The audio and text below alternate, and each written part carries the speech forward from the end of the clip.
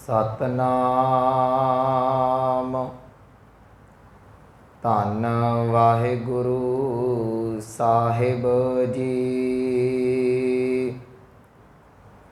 सलोक महला पहला।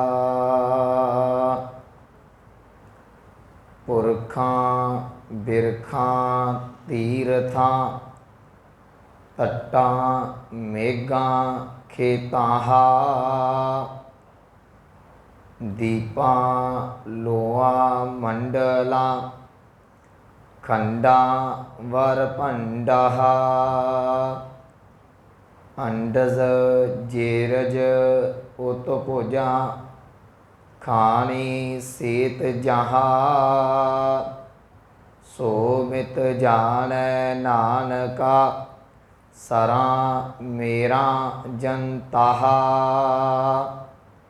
नानक जंत उपाय कै संभाले सब नहा जिन करतै करना किया चिंता पे करनी ताहा। सो करता चिंता करे जिन उपाया जग तिस जो हारी स्वस्थ तिस तिस दीवान अभग। नानक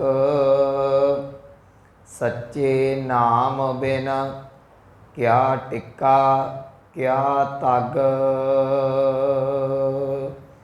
वाहिगुरु जी का खालसा वाहिगुरु जी की फतेह। परम सन्मानयोग सतगुरु गुरु ग्रंथ साहिब महाराज जी की पावन हजूरी दे अंदर सुभाएमान सतसंगी जनो वडभागे हो जो सतगुरां दी रहमत बख्शिश हासिल कर रहे जे। चल रही लड़ी वार आसा की वार दी पावन विचार अज जो सतगुरां ने उपदेश बख्शिश किया है यह 8वीं पौड़ी दे नाल दर्ज किया होया पहला श्लोक जो धन गुरु नानक साहब महाराज जी के मुखारबिंद तो उचारण किया होया है।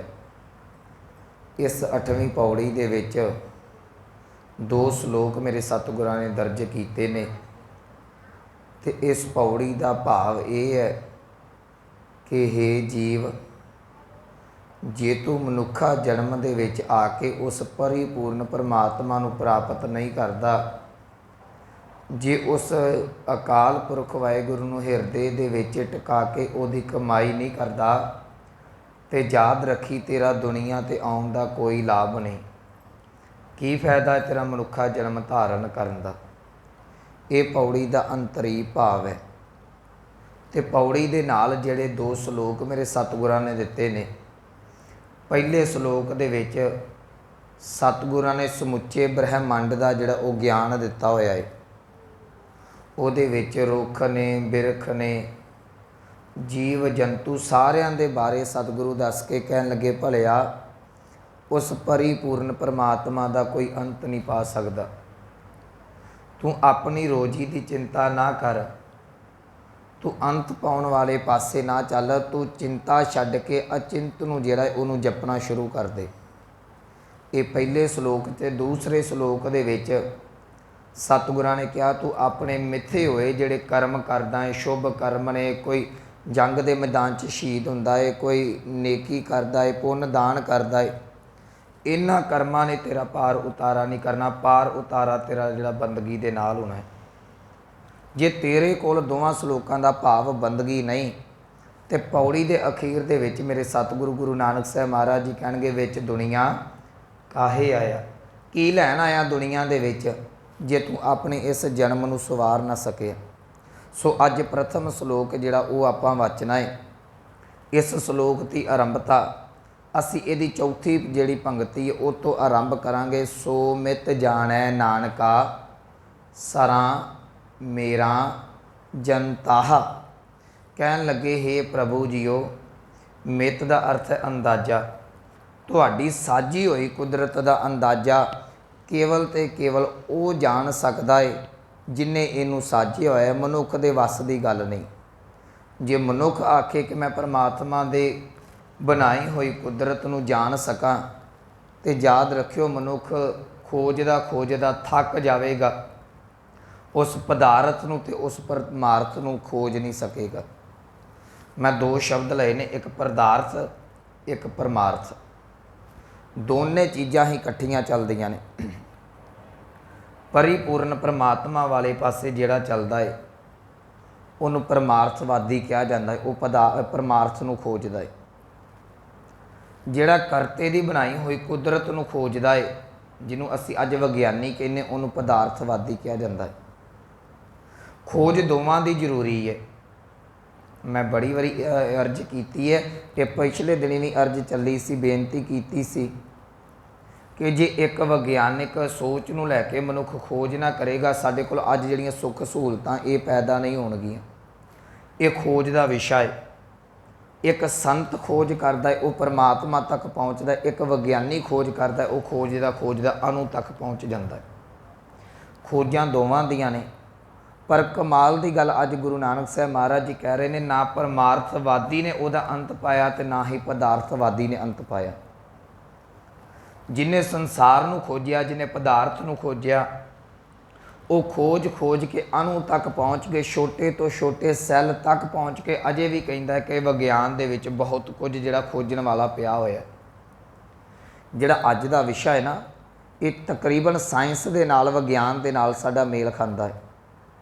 गुरु नानक साहब महाराज जी की किन्नी दृष्टिकोण जिहड़ा होवेगा विग्यान दे उत्ते, सतगुरां ने कह दिता, भलिया तू खोज जिन्ना खोज सकदा है खोज, पर तेरे को पूर्ण तौर पर अंत नहीं पाया जा सकता। ना असी पदार्थ का खोज के उहदा अंत पा सकते हैं, तो याद रखियो बाणी च बचन आउंदा है, ना असी परमार्थ नूं खोज के उहदा अंत पा सकते हैं। हाँ, एक गल है, तुसी पदार्थ नूं खोजदे खोजदे जाओगे, अज तक पदार्थ की खोज की कोई अंतिम सीमा सानूं नज़र नहीं आई। परमार्थ का यह है, तुसी खोजदे जाओगे, वो खोज दे विच अभेद हो जाओगे। जिवें भगत कबीर साहब का अमृत बचन पढ़िया जाता है ना, कि अब तो जाए मिले सिंघासन, अब तो जाए चढ़े सिंघासन, मिले हैं सारंग पानी। राम कबीरा एक पै है कोई ना सकै। पछानी जिहड़े भगत ने, गुरु ने, पीर ने, पैगंबर ने, इन्हां ने रब नूं जदों खोजण का यतन किया, ये खोजदे रब दे विच अभेद तां हो गए, पर यह रब नूं पूर्ण तौर पर समा ना सके, उन्होंने परमात्मा नूं पूर्ण तौर पर उहदा ज्ञान हासिल ना कर सके। एक विग्यानी अज खोज रहा, साडी खोज जारी है, ये जारी रहेगी, इसदा अंत नहीं पाया जाना। याद रखियो, सतगुरु गुरु नानक साहब महाराज जी का अमृत बचन है, केतिया खाणी केतिया बाणी, केते पात नरिंद, केतिया सुरती सेवक, केते नानक, अंत ना अंत। उहदा अंत नहीं, किसी भी चीज़ का अंत नहीं।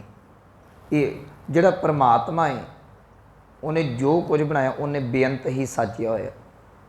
ना तो परमात्मा के भंडारे कभी मुकने ने, ते ना ये साडे कोलों कभी खोजे जाणगे। सो सतगुरु अज उस खोज नूं लैके साडी झोली दे विच ये दात पा रहे ने। श्लोक महला पहला, ये पहला श्लोक है 8वीं पौड़ी का, तो ये जिन्ने भी पहलियां 3 पंक्तियां ने 4, उन्हां दे उत्ते बिंदी लगी है। जदों असी व्याकरण नूं पढ़दे हां ते बिंदी जिहड़ी बहुवचन का सूचक होकर सानूं एक तो ज़्यादियां दा ज्ञान दिंदी है। इत्थे इहदा ध्यान रखांगे, पुरखां एक नहीं, सारे पुरख आ गए संसार दे विच। बहुवचन हो गया ना, जिथे पुरख की गल होगी उत्थे पुरखा आवेगा बिंदी तो बिना, वह अर्थ एक वचन। पुरखां बहुवचन है, ज़्यादा है, कई पुरख, बेअंत पुरख। पुरखां, बिरखां, तीरथां, तट्टां, मेघां, खेतां, खेतां नहीं, इहदा पाठ कई बार खेतां कर दिता जाता है। खेतां तो अगे जिहड़ा हाहा लगा, इहदा उचारण करना है। सतगुरु गुरु नानक साहब जी बख्शिश करते हैं, कहन लगे, हे परिपूर्ण परमात्मा जीओ, तुहाडी इस साजी हुई पृथ्वी दे विच पुरखा दा कोई अंत नहीं। किन्नी तरह के पुरख ने, कुछ पुरख परमात्मा का नाम पे जपते हैं, कुछ पुरख परमात्मा नूं भंडदे पए ने, कुछ जीव नेकियां करते पे ने, कोई बदियां करते पे ने, कोई दान करते पे ने, कोई पुण्य करते पे ने। इहदा अंत नहीं। जे इस पावन शब्द का अर्थ पढ़ने हो तो किन्ने तरह के पुरख ने।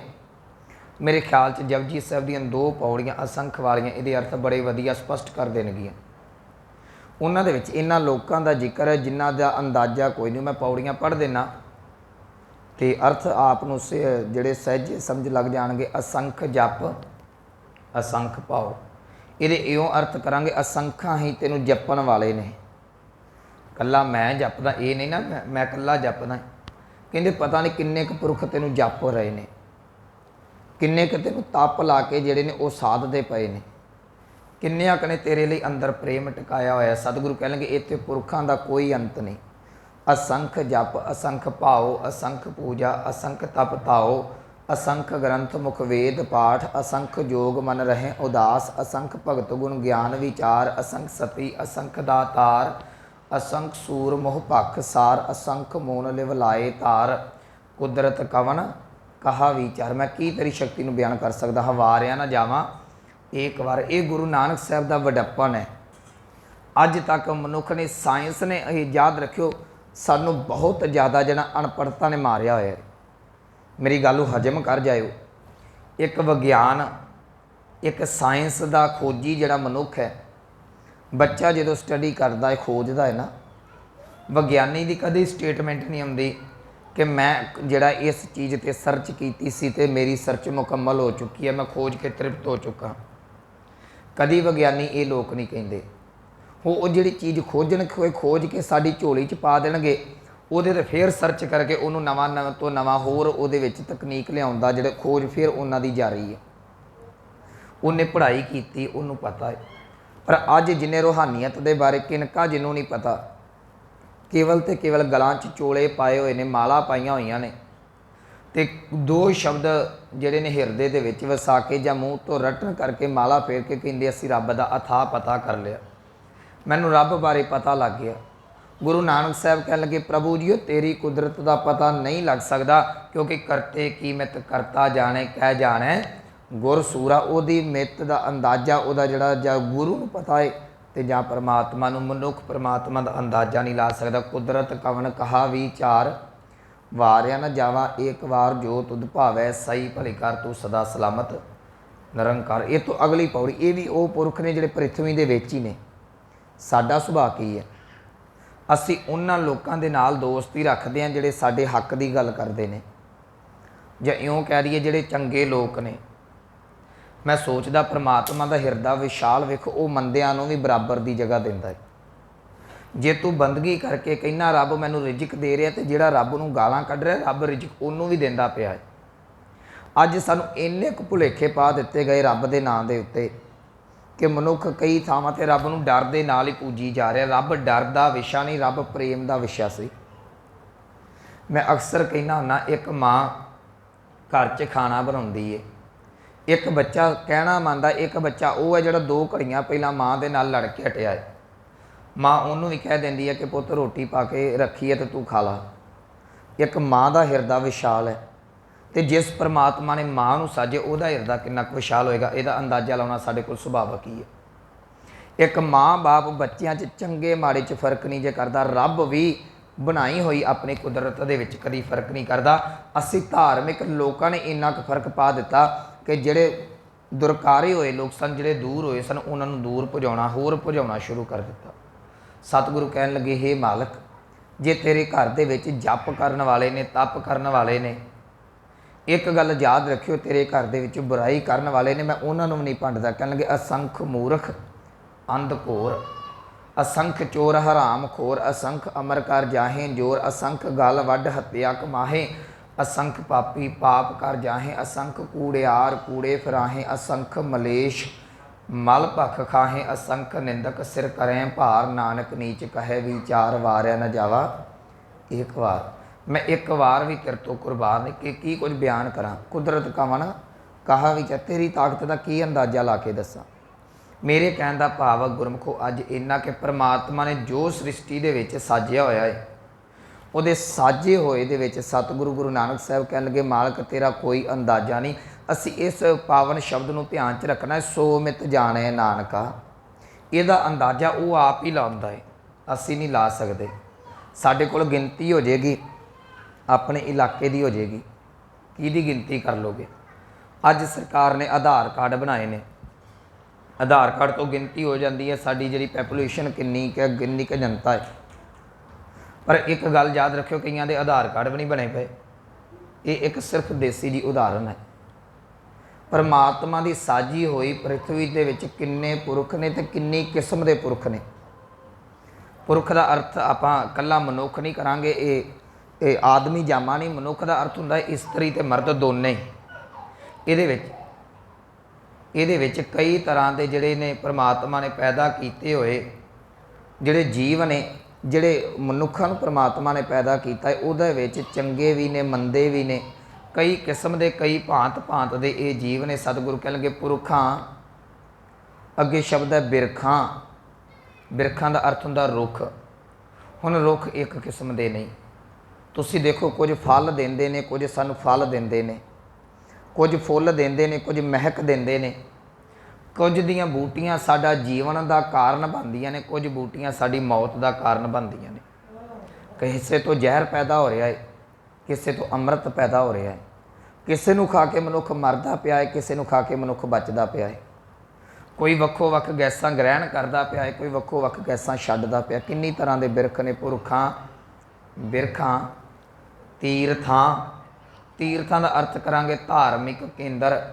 ਕਹਿਣ ਲੱਗੇ ਹੇ ਪ੍ਰਭੂ ਜੀਓ, ਤੁਹਾਡੀ ਬਣਾਈ ਹੋਈ ਸ੍ਰਿਸ਼ਟੀ ਦੇ ਵਿੱਚ ਜਿੰਨੇ ਧਾਰਮਿਕ ਕੇਂਦਰ ਨੇ ਉਹਨਾਂ ਦਾ ਅੰਦਾਜ਼ਾ ਕੋਈ ਨਹੀਂ। ਕਿੰਨੇ ਕੁ ਤੀਰਥ ਨੇ। ਵੈਸੇ ਜਦੋਂ ਅਸੀਂ ਰੂਹਾਨੀਅਤ ਨੂੰ ਪੜ੍ਹਦੇ ਹਾਂ ਨਾ, ਤੇ ਯਾਦ ਰੱਖਿਓ ਪਰਮਾਤਮਾ ਦੀ ਜਿਹੜੀ ਕੁਦਰਤ ਹੈ ਉਹਦੇ ਬਾਰੇ ਕੋਈ ਪੂਰਨ ਤੌਰ 'ਤੇ ਬਿਆਨ ਨਹੀਂ ਕੀਤਾ ਜਾ ਸਕਦਾ। ਸਤਿਗੁਰੂ ਕਹਿੰਦੇ ਕਿ ਤੀਰਥ ਇੱਕ ਨਹੀਂ, ਜਿੰਨੇ ਧਰਮ ਨੇ ਉਹਨਾਂ ਦੇ ਪਵਿੱਤਰ ਅਸਥਾਨ ਸਾਰੇ ਤੀਰਥ ਨੇ। ਅਸੀਂ ਸਾਰਿਆਂ ਦਾ ਅੰਦਾਜ਼ਾ ਨਹੀਂ ਲਾ ਸਕਦੇ। ਮੇਰੀ ਬੇਨਤੀ ਹੈ ਕਿ ਬੱਚਿਆਂ ਨੂੰ ਬਾਹਰ ਲੈ ਜਾਓ। ਇੱਕ ਤਾਂ ਲਾਈਵ ਚੱਲ ਰਿਹਾ, ਮੈਨੂੰ ਮੁਸ਼ਕਲ ਆਉਂਦੀ ਹੈ। ਦੂਸਰੀ ਮੈਂ ਪਿਛਲੀ ਵਾਰੀ ਵੀ ਬੋਲਿਆ ਤੇ ਇਤਰਾਜ਼ ਕੀਤਾ ਗਿਆ ਸੀ, ਸਾਰੀ ਸੰਗਤ ਦਾ ਧਿਆਨ ਭਟਕ ਰਿਹਾ ਹੈ। ਸੋ ਰਹੋ ਵਿਚਾਰ। ਸਤਿਗੁਰੂ ਜੀ ਬਖਸ਼ਿਸ਼ ਕਰਦੇ ਨੇ। ਕਹਿਣ ਲੱਗੇ ਤੀਰਥਾਂ, ਕਹਿੰਦੇ ਪ੍ਰਭੂ ਜੀਓ ਇੱਕ ਕਿਸਮ ਦੇ ਤੀਰਥ ਨਹੀਂ, ਪਤਾ ਨਹੀਂ ਕਿੰਨੀ ਕੁ ਕਿਸਮ ਦੇ ਤੀਰਥ ਬਣੇ ਹੋਏ ਨੇ, ਜਿਨ੍ਹਾਂ 'ਤੇ ਲੋਕ ਜਾ ਕੇ ਰੱਬ ਨੂੰ ਜਿਹੜਾ ਉਹ ਪੁਕਾਰਦੇ ਪਏ ਨੇ, ਜਿਨ੍ਹਾਂ 'ਤੇ ਜਾ ਕੇ ਤੇਰੀ ਪੂਜਾ ਕੀਤੀ ਜਾ ਰਹੀ ਹੈ, ਤੇਰਾ ਨਾਮ ਜਪਿਆ ਜਾ ਰਿਹਾ ਹੈ। ਅੱਗੇ ਕਹਿਣ ਲੱਗੇ ਤੱਟਾਂ। ਤੱਟ ਕਹਿੰਦੇ ਨੇ ਨਦੀ ਦੇ ਕਿਨਾਰਿਆਂ ਨੂੰ, ਜਿਹੜੀਆਂ ਪਵਿੱਤਰ ਨਦੀਆਂ ਮੰਨੀਆਂ ਗਈਆਂ ਨੇ। ਉਹਨਾਂ ਕਿਨਾਰਿਆਂ 'ਤੇ ਬੈਠੇ ਹੋਏ ਧਰਮੀ ਪੁਰਸ਼, ਉਹ ਕਿੰਨੇ ਕੁ ਕਿਨਾਰੇ ਨੇ ਉਹਨਾਂ ਦਾ ਕੋਈ ਅੰਦਾਜ਼ਾ ਨਹੀਂ। ਮੇਘਾਂ, ਮੇਘ ਕਹਿੰਦੇ ਨੇ ਬੱਦਲ ਨੂੰ, ਕਹਿੰਦੇ ਬੱਦਲਾਂ ਦਾ ਵੀ ਕੋਈ ਅੰਦਾਜ਼ਾ ਨਹੀਂ। ਕਿਤੇ ਬੱਦਲੀ ਪੈਦਾ ਹੁੰਦੀ ਹੈ, ਬਾਰਿਸ਼ ਹੋ ਜਾਂਦੀ ਹੈ, ਕਿਤੇ ਸੁੱਕਾ ਰਹਿ ਜਾਂਦਾ ਹੈ, ਕਿਤੇ ਤੇਜ਼ਾਬੀ ਵਰਖਾ ਹੁੰਦੀ ਹੈ, ਸਾਇੰਸ ਪੜ੍ਹਨ ਵਾਲਿਆਂ ਨੂੰ ਪਤਾ ਹੋਵੇਗਾ। ਕਿਤੇ ਪਾਣੀ ਜਿਹੜਾ ਜੀਵਨ ਦਿੰਦਾ ਪਿਆ, ਕਿਤੇ ਪਾਣੀ ਮੌਤ ਦਿੰਦਾ ਪਿਆ। ਮੇਘਾਂ, ਖੇਤਾਂ, ਹਾਹਾ ਮੁਕਤਾ ਮਗਰ ਬੋਲਣਾ। ਖੇਤਾਂ ਦਾ ਅਰਥ ਕਰਾਂਗੇ ਸਾਡੇ ਜਿਹੜੇ ਖੇਤ ਨੇ, ਪੈਲੀਆਂ ਨੇ, ਪਤਾ ਨਹੀਂ ਕਿੰਨੇ ਕੁ ਤੂੰ ਜਿਹੜੀ ਉਹ ਬਨਸਪਤੀ ਪੈਦਾ ਕਰਨ ਵਾਸਤੇ ਕਈ ਤਰ੍ਹਾਂ ਦੇ ਖੇਤ ਨੇ। ਹੁਣ ਕੋਈ ਖੇਤ ਦੀ ਮਿੱਟੀ ਲਾਲ ਹੈ, ਕਿਸੇ ਦੀ ਕਾਲੀ ਹੈ, ਕਿਤੇ ਕਲਰ ਹੈ, ਕਲਰ ਦੇ ਵਿੱਚ ਜਿਹੜੀ ਹੈ ਉਹ ਪੈਦਾਇਸ਼ ਨਹੀਂ ਹੁੰਦੀ। ਕਿਤੇ ਕੁਝ ਉਗਦਾ ਪਿਆ ਹੈ, ਕਿਤੇ ਕੁਝ ਉਗਦਾ ਪਿਆ ਹੈ। ਸਤਿਗੁਰੂ ਇਹ ਤੇਰੇ ਬਣਾਏ ਹੋਈ ਇਸ ਕੁਦਰਤ ਦੇ ਵਿੱਚ ਕੁਝ ਉਦਾਹਰਨਾਂ ਨੇ ਜਿਹੜੀਆਂ ਗੁਰੂ ਨਾਨਕ ਸਾਹਿਬ ਦੇ ਰਹੇ ਨੇ। ਅੱਗੇ ਕਹਿਣ ਲੱਗੇ ਇਹ ਤਾਂ ਪ੍ਰਿਥਵੀ ਦੀ ਗੱਲ ਕੀਤੀ ਨਾ, ਹੁਣ ਪ੍ਰਿਥਵੀ ਤੋਂ ਉੱਪਰ ਉੱਠੇ। ਕਹਿਣ ਲੱਗੇ ਦੀਪਾਂ, ਜਿਵੇਂ ਅਸੀਂ ਸਪਤ ਦੀਪ ਕਹਿੰਦੇ ਆ। ਇਹ ਵੈਸੇ ਦੀਪ ਦਾ ਅਰਥ ਹੁੰਦਾ ਉਹ ਏਰੀਆ ਜਿਹੜਾ ਚਾਰੇ ਪਾਸਿਓਂ ਪਾਣੀ ਦੇ ਨਾਲ ਘਿਰਿਆ ਹੋਵੇ। ਉਹਨੂੰ ਟਾਪੂ ਵੀ ਕਹਿ ਦਿੱਤਾ ਜਾਂਦਾ ਹੈ, ਦੀਪ ਵੀ ਕਹਿ ਦਿੱਤਾ ਜਾਂਦਾ। ਜਿਵੇਂ ਦੀਪ ਨੇ ਕੁਝ ਸਾਡੇ ਮਹਾਦੀਪ ਨੇ, ਦੀਪਾਂ, ਲੋਆਂ। ਲੋਹ ਦਾ ਅਰਥ ਹੁੰਦਾ ਪੂਰਾ ਇੱਕ ਜਿਹੜਾ ਸੀ ਪ੍ਰਿਥਵੀ ਨੂੰ ਇੱਕ ਗਿਣਤੀ ਦੇ ਵਿੱਚ ਲੈ ਆਉਣਾ। ਜਿਵੇਂ ਸਾਡੀ ਧਰਤੀ ਹੈ, ਇੱਕ ਧਰਤੀ ਲੋਕ ਹੈ, ਇੱਕ ਆਕਾਸ਼ ਲੋਕ ਮੰਨਿਆ ਜਾਂਦਾ। ਹਿੰਦੂ ਮਤ ਜਿਹੜਾ ਉਹ 3 ਲੋਕ ਮੰਨਦੇ ਨੇ, ਸੁਰਗ, ਮੱਛ, ਪਿਆਲੇ। ਇੱਕ ਆਕਾਸ਼ ਲੋਕ, ਇੱਕ ਧਰਤੀ ਲੋਕ ਤੇ ਇੱਕ ਪਾਤਾਲ। ਇਹਨੂੰ ਇਸਲਾਮ ਵਾਲੇ 7 ਲੋਕ ਤੇ 7 ਜਿਹੜੇ ਨੇ ਪਤਾਲ ਤੇ 7 ਆਕਾਸ਼ ਕਹਿੰਦੇ ਨੇ, ਉਹ 14 ਲੋਕ ਕਹਿੰਦੇ ਨੇ। ਪਰ ਗੁਰਬਾਣੀ ਕਹਿੰਦੀ ਹੈ ਕਿ ਇਹ ਬੇਅੰਤ ਨੇ, ਇੱਕ ਨਹੀਂ। ਉਹਨੇ ਬੇਅੰਤ ਸਾਜੇ ਹੋਏ ਨੇ ਦੀਪਾਂ, ਲੋਆਂ, ਮੰਡਲਾਂ। ਮੰਡਲ ਦਾ ਆਖਰੀ ਅਰਥ ਹੁੰਦਾ ਗੋਲਾਕਾਰ ਚੱਕਰ। ਹੁਣ ਜਦੋਂ ਅਸੀਂ ਸ੍ਰਿਸ਼ਟੀ ਨੂੰ ਵਿਗਿਆਨਿਕ ਤੌਰ 'ਤੇ ਵੇਖਾਂਗੇ, ਇੱਕ ਧਰਤੀ एक सूरज एक चंद्रमा, ये कुछ ग्रह, इन्हां सारिਆਂ ਦੇ ਦੁਆਲੇ ਜਿਹੜਾ ਗੋਲਾਕਾਰ ਬਣਦਾ ਉਹਨੂੰ ਮੰਡਲ ਕਿਹਾ ਜਾਂਦਾ ਹੈ। ਜਾਂ ਇੱਦਾਂ ਕਿ ਇਹਨਾਂ ਸਾਰਿਆਂ ਨੂੰ ਗੋਲਾਕਾਰ ਜਿਹਦੇ ਵਿੱਚ ਪਕੜ ਕੀਤੀ ਹੋਈ ਹੈ ਜਿਸ ਖਿੱਚ ਨੇ ਉਹਨੂੰ ਮੰਡਲ ਕਿਹਾ ਜਾਂਦਾ ਹੈ। ਦੀਪਾਂ ਲੋਆਂ ਮੰਡਲਾਂ ਖੰਡਾਂ, ਖੰਡ ਜਿਹੜੇ ਨੇ 9 ਖੰਡ ਪ੍ਰਿਥਵੀ ਨੂੰ ਮਿਲਿਆ ਗਿਆ, ਜਿਵੇਂ ਇੱਕ ਭਾਰਤ ਖੰਡ ਹੈ, ਇੱਦਾਂ ਧਰਤੀ ਦੇ ਵੱਡੇ ਵੱਡੇ ਟੁਕੜੇ ਉਹਨਾਂ ਨੂੰ ਖੰਡਾਂ 'ਚ ਮਿਲਿਆ ਗਿਆ ਹੈ। ਵਰਭੰਡਾ, ਇੱਥੇ ਵੀ ਹਾਹਾ ਮਗਰ ਲੱਗਾ। ਵਰਭੰਡ ਦਾ ਅਰਥ ਕਰਾਂਗੇ ਬ੍ਰਹਿਮੰਡ। ਬ੍ਰਹਿਮੰਡ ਦਾ ਅੱਖਰੀ ਅਰਥ ਜਿਹੜਾ ਉਹ ਹੁੰਦਾ ਜੀ ਬ੍ਰਹਮ ਦਾ ਆਂਡਾ। ਭਾਵ ਅਰਥ ਕਰਾਂਗੇ ਸ੍ਰਿਸ਼ਟੀ। ਕਹਿਣ ਲੱਗੇ ਹੇ ਪ੍ਰਭੂ ਇੱਕ ਨਹੀਂ ਤੂੰ ਪਤਾ ਨਹੀਂ ਕਿੰਨੀਆਂ ਕੁ ਸ੍ਰਿਸ਼ਟੀਆਂ ਸਾਜੀਆਂ ਹੋਈਆਂ ਨੇ। ਅੱਜ ਸਾਡੀ ਸਾਇੰਸ ਕੋਈ ਕਹਿੰਦੀ ਹੈ ਚੰਨ 'ਤੇ ਇਹ ਜਿਹੜਾ ਜੀਵਨ ਹੋ ਸਕਦਾ ਹੈ, ਕੋਈ ਕਹਿੰਦੀ ਮੰਗਲ 'ਤੇ ਹੋ ਸਕਦਾ ਹੈ, ਕੋਈ ਕਿਤੇ ਕਹਿੰਦੀ ਹੈ। ਪਰ ਗੁਰੂ ਗ੍ਰੰਥ ਸਾਹਿਬ ਮਹਾਰਾਜ ਜੀ ਦੀ ਬਾਣੀ ਕਹਿੰਦੀ ਹੈ ਕਿ ਭਲਿਆ ਇੱਕ ਗੱਲ ਯਾਦ ਰੱਖੀ, ਰੱਬ ਨੇ ਕਰੋੜਾਂ ਹੀ ਖੰਡ ਬ੍ਰਹਿਮੰਡ ਸਾਜੇ ਹੋਏ ਨੇ, ਤੇਰੇ ਕੋਲ ਉਹਨਾਂ ਦਾ ਅੰਦਾਜ਼ਾ ਨਹੀਂ ਲਾਇਆ ਜਾਣਾ। ਬਹੁਤ ਸਾਰੀਆਂ ਚੀਜ਼ਾਂ ਇਹੋ ਜਿਹੀਆਂ ਨੇ ਜਿਨ੍ਹਾਂ ਤੱਕ ਅਸੀਂ ਪਹੁੰਚ ਚੁੱਕੇ ਹਾਂ। ਬਹੁਤ ਸਾਰਾ ਕੁਦਰਤ ਦੇ ਵਿੱਚ ਇਸ ਕਾਦਰ ਨੇ ਇਹੋ ਕੁਝ ਸਾਜਿਆ ਹੋਇਆ, ਅਸੀਂ ਉਹਨਾਂ ਤੱਕ ਸਾਡੀ ਪਹੁੰਚ ਕੋਈ ਨਹੀਂ। ਮੈਂ ਪਹਿਲਾਂ ਕਿਹਾ ਇਹ ਵਿਗਿਆਨ ਦਾ ਵਿਸ਼ਾ ਹੈ, ਅਤੇ ਮੈਂ ਸੋਚ ਰਿਹਾ ਸਾਂ ਅੱਜ ਕਥਾਵਾਚਕ ਨੂੰ ਨਾ ਵਿਗਿਆਨ ਨੂੰ ਵੀ ਪੜ੍ਹਨ ਦੀ ਬਹੁਤ ਲੋੜ ਹੈ। ਜਦੋਂ ਤੁਸੀਂ ਗੁਰੂ ਗ੍ਰੰਥ ਸਾਹਿਬ ਦੇ ਅਰਥ ਕਰੋਗੇ ਨਾ, ਮੈਂ ਸੁਹਿਰਦਾ ਦੇ ਨਾਲ ਕਹਿੰਦਾ, ਇੱਕ ਮੇਰੇ ਕੋਲ ਇੱਥੇ ਕਿਤਾਬ ਪਈ ਪਿਛਲੇ ਦਿਨ ਹੀ ਮੈਨੂੰ ਮਿਲੀ, ਇਹ ਸਵਾਮੀ ਰਾਮ ਤੀਰਥ ਦੰਡੀ ਜੀ ਸੰਨਿਆਸੀ ਸਾਧੂਆਂ ਦੀ, ਉਹਨਾਂ ਨੇ ਜਿੰਨੇ ਵੀ ਹਿੰਦੂ ਮਤ ਦੇ ਗ੍ਰੰਥ ਨੇ ਉਹਨਾਂ ਦੀ ਸਰਚ ਕਰਕੇ ਤੇ ਗੁਰੂ ਗ੍ਰੰਥ ਸਾਹਿਬ ਨੂੰ ਸਰਬੋਤਮ ਧਰਮ ਗ੍ਰੰਥ ਦਾ ਜਿਹੜਾ ਉਹ ਖਿਤਾਬ ਦਿੱਤਾ ਹੈ। ਜਦੋਂ ਤੁਸੀਂ ਗੁਰੂ ਗ੍ਰੰਥ ਸਾਹਿਬ ਦੀ ਬਾਣੀ ਪੜ੍ਹੋਗੇ ਨਾ, ਇਹਦੇ ਵਿੱਚ ਹਰੇਕ ਮਨੁੱਖ ਦੇ ਲਈ ਜਿਹੜਾ ਗਿਆਨ ਪਿਆ ਹੋਇਆ, ਅਤੇ ਜਿਹੜਾ ਵਿਗਿਆਨੀ ਹੈ, ਅੱਜ ਵਿਗਿਆਨ ਇਹ ਗੱਲ ਕਹਿੰਦੀ ਉਹ ਧਰਮ ਨੂੰ ਨਹੀਂ ਮੰਨਦੇ, ਪਰ ਜਿੰਨਾ ਵਿਗਿਆਨ ਦੇ ਲਈ ਨੌਲੇਜ ਗਿਆਨ ਗੁਰੂ ਗ੍ਰੰਥ ਸਾਹਿਬ ਦੇ ਵਿੱਚੋਂ ਮਿਲਦਾ, ਇੰਨਾ ਉਹਨਾਂ ਨੂੰ ਬਾਹਰੋਂ ਨਹੀਂ ਮਿਲ ਸਕਦਾ। ਜਿਹੜੀਆਂ ਗੱਲਾਂ ਅੱਜ ਸਿੱਧ ਕੀਤੀਆਂ ਜਾ ਰਹੀਆਂ ਨੇ ਨਾ, ਉਹਨਾਂ ਨੂੰ ਗੁਰੂ ਗ੍ਰੰਥ ਸਾਹਿਬ ਮਹਾਰਾਜ ਨੇ ਪਹਿਲਾਂ ਹੀ ਦਰਜ ਕਰ ਦਿੱਤਾ ਹੈ। ਸਾਡੇ ਕੋਲ ਰਾਕਟ ਬਣੇ ਨੇ ਸਭ ਤੋਂ ਤੇਜ਼ ਜਾਣ ਨੂੰ, ਗੁਰੂ ਗ੍ਰੰਥ ਸਾਹਿਬ ਨੇ ਇੱਥੋਂ ਤੱਕ ਕਿਹਾ, ਕਹਿਣ ਲੱਗੇ ਇੰਨੀ ਤੇਜ਼ ਜਾਣ ਵਾਲਾ ਤੂੰ ਜੰਤਰ ਵੀ ਤਿਆਰ ਕਰ ਲਵੇਂ ਕਿ 1 ਸੈਕਿੰਡ ਦੇ ਵਿੱਚ ਜਿਹੜਾ ਇੱਥੋਂ ਧਰਤੀ ਤੋਂ ਚੰਦ ਤੱਕ ਦੀ ਸਪੀਡ ਵੀ ਹੋਵੇ, ਤੂੰ ਤਾਂ ਵੀ ਰੱਬ ਤੱਕ ਨਹੀਂ ਪਹੁੰਚ ਸਕਦਾ। ਅਤੇ ਯਾਦ ਰੱਖਿਓ, ਜੇ ਗੁਰੂ ਗ੍ਰੰਥ ਸਾਹਿਬ ਨੇ ਕਿਹਾ ਆਉਣ ਵਾਲੇ ਸਮੇਂ ਦੇ ਵਿੱਚ ਅਸੀਂ ਇਹਨਾਂ ਚੀਜ਼ਾਂ ਨੂੰ ਜਿਹੜਾ ਤਿਆਰ ਕਰਕੇ ਸਮਾਜ ਦੇ ਸਾਹਮਣੇ ਰੱਖ ਸਕਾਂਗੇ। ਅੱਜ ਤੋਂ ਕੁਝ ਸਾਲ ਲੱਗਣਗੇ, ਹੋ ਸਕਦਾ 100 ਸਾਲਾਂ ਦੇ ਹਿਸਾਬ ਨਾਲ ਗਿਣਤੀ ਲੱਗੇ, ਉਦੋਂ ਵਿਗਿਆਨ ਆਖੇਗੀ ਕਿ ਇੰਨਾ ਤੇਜ਼ ਜੰਤਰ ਹੈ, ਮਨੁੱਖ ਕੁਝ ਸੈਕਿੰਡਾਂ ਵਿੱਚ ਕਈ ਜਿਹੜੇ ਲੱਖਾਂ ਕਰੋੜਾਂ ਕਿਲੋਮੀਟਰਾਂ ਦਾ ਸਫ਼ਰ ਤੈਅ ਕਰ ਲਿਆ। ਮੇਰੇ ਗੁਰੂ ਨਾਨਕ ਸਾਹਿਬ ਅੱਜ ਤੋਂ 500-550 ਸਾਲ ਪਹਿਲਾਂ ਕਹਿ ਗਏ। ਇਹ ਗੱਲ ਗੁਰਮੁਖੋ ਯਾਦ ਰੱਖਿਓ, ਵਿਗਿਆਨ ਜੋ ਖੋਜ ਵੀ ਖੋਜ ਰਹੀ, ਇਹਦਾ ਮੂਲ ਤੱਤ ਗੁਰੂ ਗ੍ਰੰਥ ਸਾਹਿਬ ਦੀ ਬਾਣੀ ਨੇ ਸਾਨੂੰ ਪਹਿਲਾਂ ਹੀ ਦਿੱਤਾ ਹੋਇਆ ਹੈ। ਅੱਜ ਸਾਡੇ ਕੋਲ ਜਾਪਾਨ ਦੇ ਵਿੱਚ ਇੰਨੀ ਕੁ ਜ਼ਿਆਦਾ ਤੁਸੀਂ ਟੈਕਨੋਲੋਜੀ ਦੇਖਦੇ ਆ ਚੁੱਕੀ ਹੈ ਕਿ ਮੈਗਨੇਟ ਦੇ ਨਾਲ, ਮੈਂ ਪਿਛਲੇ ਦਿਨੀ YouTube 'ਤੇ ਦੇਖ ਰਿਹਾ ਸੀ, ਮੈਗਨੇਟ ਦੇ ਨਾਲ ਉਹ ਟ੍ਰੇਨ ਉਹਨਾਂ ਨੇ ਲਾਂਚ ਕਰਤੀ, ਮੈਗਨੇਟ ਦਾ ਚੱਲ ਰਹੀ। ਬਹੁਤ ਕੁਝ ਸੰਸਾਰ 'ਚ ਹੋ ਜਾਏਗਾ, ਪਰ ਉਦੋਂ ਵੀ ਗੁਰੂ ਗ੍ਰੰਥ ਸਾਹਿਬ ਮਹਾਰਾਜ ਦੀ ਬਾਣੀ ਤੁਹਾਨੂੰ ਗਿਆਨ ਦੇਵੇਗੀ। ਅਜੇ ਵੀ ਇਹ ਤੋਂ ਵੱਧ ਦੀ ਖੋਜ ਪਈ ਹੋਈ ਹੈ, ਅੰਤ ਨਹੀਂ ਕੋਈ ਵੀ। ਕਿੱਥੋਂ ਮਨੁੱਖ ਚੱਲਿਆ, ਮੈਂ ਸੋਚਦਾ ਸਾਂ ਕਦੀ ਟ੍ਰੇਨ ਕੋਲੇ ਤੋਂ ਚੱਲੀ, ਭਾਫ ਨਾਲ ਚੱਲੀ, ਬਿਜਲੀ ਦੇ ਨਾਲ ਚੱਲੀ, ਪੈਟਰੋਲ ਡੀਜ਼ਲ ਦੇ ਨਾਲ ਚੱਲੀ, ਅੱਜ ਮੈਗਨੇਟ ਦੇ ਨਾਲ ਚੱਲਦੀ ਪਈ ਹੈ। ਆਉਣ ਵਾਲੇ ਸਮੇਂ 'ਚ ਪਤਾ ਨਹੀਂ ਕੀ ਕੀ ਚੀਜ਼ਾਂ ਬੁਲਾਵਾਂ ਪੈਦਾ ਕਰ ਦੇਣ, ਕਿੰਨਾ ਚੀਜ਼ਾਂ ਦੇ ਨਾਲ ਇਹ ਸਭ ਕੁਝ ਚੱਲਣ ਲੱਗ ਪਏ।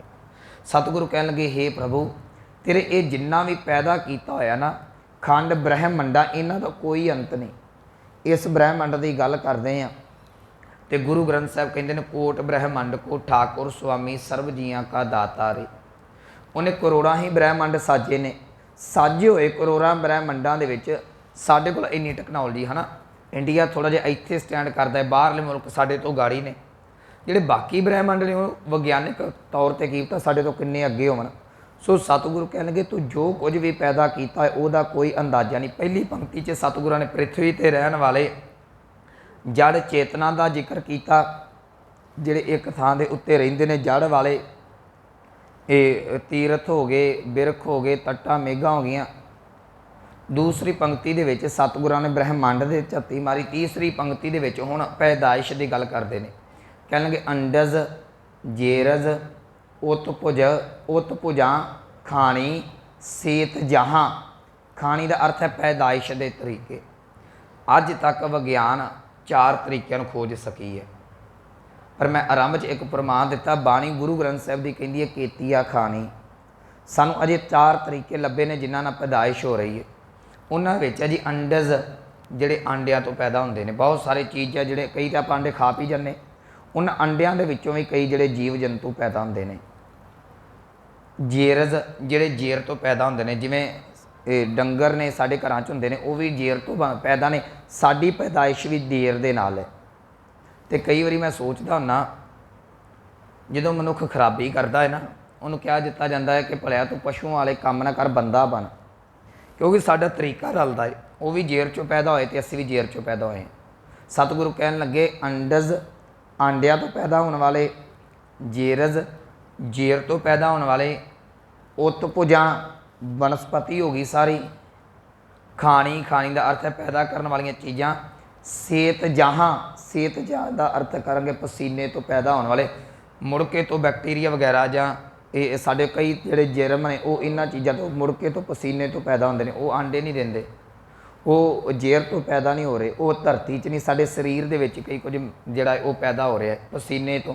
ਅੱਗੇ ਸਤਿਗੁਰੂ ਕਹਿਣ ਲੱਗੇ ਸੋ ਮਿਤ ਜਾਣੈ ਨਾਨਕਾ, ਕਹਿਣ ਲੱਗੇ ਹੇ ਪ੍ਰਭੂ ਤੇਰੇ ਘਰ ਦਾ ਅੰਦਾਜ਼ਾ ਕੇਵਲ ਤੇ ਕੇਵਲ ਤੂੰ ਹੀ ਜਾਣ ਸਕਦਾ ਹੈ। ਸਰਾਂ, ਇਹਦਾ ਅਰਥ ਹੈ ਸਰੋਵਰ, ਮੇਰਾ, ਮੇਰ ਪਰਬਤ, ਭਾਵ ਵੱਡੇ ਵੱਡੇ ਪਹਾੜ, ਜਨਤਾਹ, ਹਾਹਾ ਇਹਦਾ ਮੁਕਤਾ ਹੈ। ਜਨਤਾਹਾਂ ਦਾ ਅਰਥ ਕਰਾਂਗੇ ਇਹਨਾਂ ਦੇ ਵਿੱਚ ਵੱਸਦੇ ਹੋਏ ਜੀਵ ਜੰਤੂ।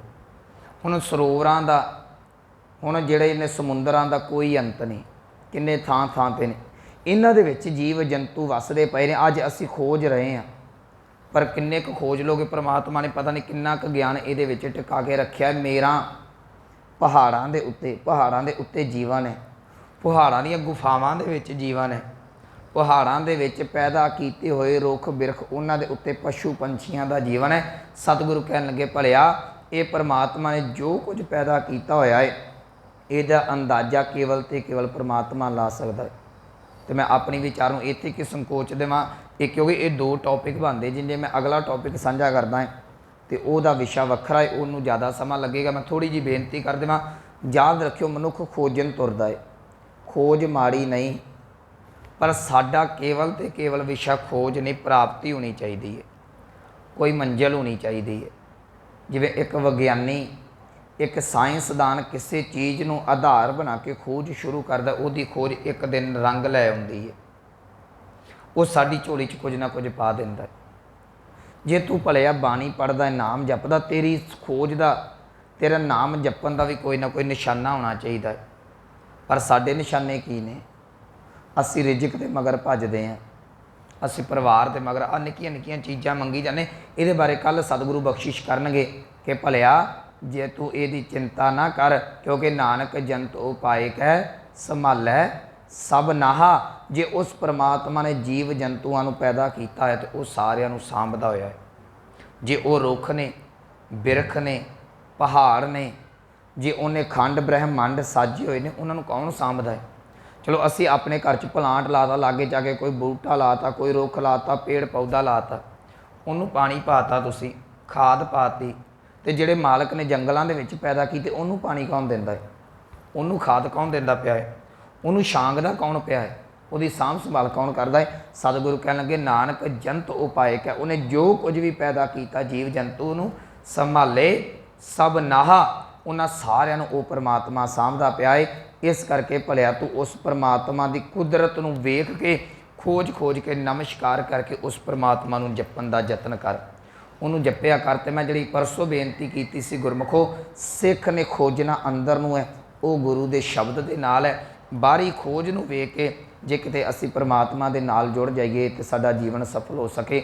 ਸੋ ਇਹ ਆਪਾਂ ਅੱਧੇ ਸ਼ਬਦ ਦੀ ਵਿਚਾਰ ਸਾਂਝੀ ਕੀਤੀ ਹੈ, ਜਿਹਦੇ ਵਿੱਚ ਬਾਹਰੀ ਗਿਆਨ ਸਤਿਗੁਰਾਂ ਨੇ ਸਾਨੂੰ ਦੇ ਕੇ ਇਹ ਗੱਲ ਸਮਝਾਈ ਕਿ ਹੇ ਜੀਵ, ਜੋ ਕੁਝ ਪਰਮਾਤਮਾ ਨੇ ਪੈਦਾ ਕੀਤਾ ਹੈ ਉਹਦਾ ਅੰਤ ਨਹੀਂ ਤੂੰ ਪਾ ਸਕਦਾ, ਉਹਦਾ ਕੋਈ ਅੰਤ ਨਹੀਂ। ਤੂੰ ਕੀ ਕਰਨਾ ਹੈ ਉਹ ਸਤਿਗੁਰੂ ਕੱਲ੍ਹ ਕਹਿਣਗੇ, ਤੂੰ ਚਿੰਤਾ ਛੱਡ ਕੇ ਚਿੰਤਨ ਸ਼ੁਰੂ ਕਰ ਦੇ ਤਾਂ ਜੋ ਤੇਰਾ ਜੀਵਨ ਸਫਲ ਹੋ ਸਕੇ। ਇੰਨੀਆਂ ਬੇਨਤੀਆਂ ਪ੍ਰਵਾਨ ਹੋਈਆਂ, ਭੁੱਲਾਂ ਗਲਤੀਆਂ ਦੀ ਖਿਮਾ। ਆਓ ਪਾਵਨ ਪੰਕਤੀਆਂ ਦਾ ਜਾਪ ਸਰਵਣ ਕਰਕੇ ਸਮਾਪਤੀ ਕਰੀਏ। ਸੋ ਮਿਤ ਜਾਣੈ ਨਾਨਕਾ ਸਰਾਂ ਮੇਰਾ ਜੰਤਾਹਾ, ਨਾਨਕ ਜੰਤ ਉਪਾਏ ਕੈ ਸੰਭਾਲੇ ਸਭ ਨਾਹਾ। वाहिगुरु जी का खालसा वाहिगुरु जी की फतेह।